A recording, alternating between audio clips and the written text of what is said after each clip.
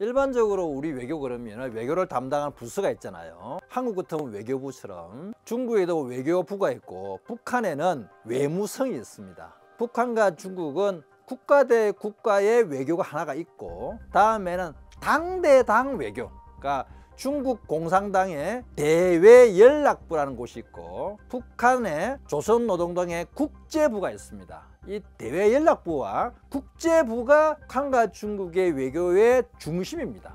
그러면은 중국의 외교부와 북한의 외무성은 무엇을 하느냐? 기본적인 외교관계를 유지는 하고 있습니다만은 진짜 국가의 중대사는 당 대 당 외교가 훨씬 더 큰 비중을 차지하고 있습니다. 이것이 중국과 북한의 특이한 외교 형태거든요. 중국은 90년대 초반에 외교 관계를 정리를 하면서 국가 대 국가 외교 관계를 다 정리를 합니다. 유일하게 국가 대 국가 외교 관계의 플러스 알파로 당 대 당 외교를 유지한 나라가 북한입니다. 그럼 중국은 왜 그러면은 외교 채널을 두 개를 유지할까요? 그게 바로 북한과 중국의 특수관계 때문에 그렇습니다.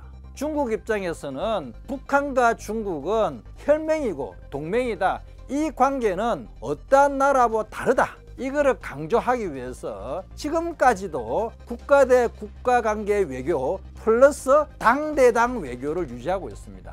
그러니까 실제로 북중 정상회담은 누가 준비하느냐? 중국 외교부와 북한의 외무성이 준비하는 게 아니라 중국 공산당의 대외연락부와 북한 조선노동당의 당국제부가 실제로 정상회담 같은 큰 행사를 준비하는 게 아주 특이한 점입니다. 북한의 당 국제부 같은 경우는 제일 큰 게 중국의 비중이 큽니다. 그 다음에 러시아, 베트남 이런 사회주의 국가의 외교 관계를 실제로는 당 국제부에서 많이 주도하고 있죠. 나머지 국가들은 주로 이제 북한의 외무성에서 하고 있습니다. 북중 정상회담, 사실 지금 뭐 한다 안 한다 말이 많습니다만은 중국의 류젠차오 당 대외연락부장이 평양을 방문하거나 북한의 김성남 당 국제부장이 베이징을 가거나 이런 움직임이 있을 때는 이것은 북중 정상회담 준비하는구나, 우리가 시그널을 볼 수가 있는 부분입니다. 현재로서는 류젠차오와 김성남이 만난 횟수가 한 두세 번 된다고 알려지고 있습니다만은 아직까지는 2019년 6월달 시진핑이 평양을 방문한 이후 북중 정상회담이 없습니다. 작년에는 조중 친선회라고 북중 외교관계를 수립한 지 75주년을 맞아가지고 대대적으로 큰 이벤트도 많이 하고 작년 1월 초에는 시진핑, 김정은의 친서도 주고받았기 때문에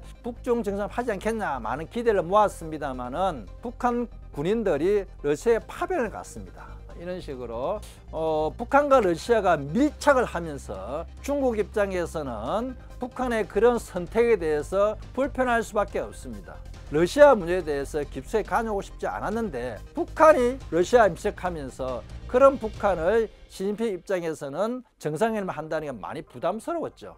그래서 결국은 정상회담을 안 하게 됐고 그것이 올해 2025년도에도 여전히 과연 두 나라 정상회담 하지 않을 것이라는 게 이게 관심사기도 합니다. 지금 현재로서는 두 나라 북중 정상회담보다는 북미 정상회담이 훨씬 더 관심이 되고 있는 상황입니다.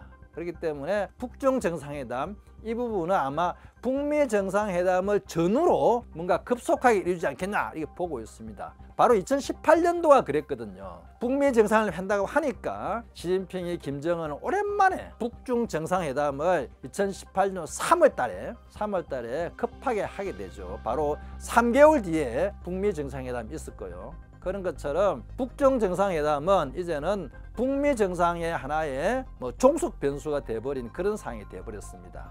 중국 공산당의 대외연락부, 조선노동당의 당 국제부 사람들의 접촉을 우리가 눈여겨봐야 하는 이유가 지금 현재 그런 상황에서도 과연 북미 정상회담보다는 아마 북중 정상회담이 먼저 일 확률이 많죠. 그게 북중 관계 특수성 때문에 그렇습니다.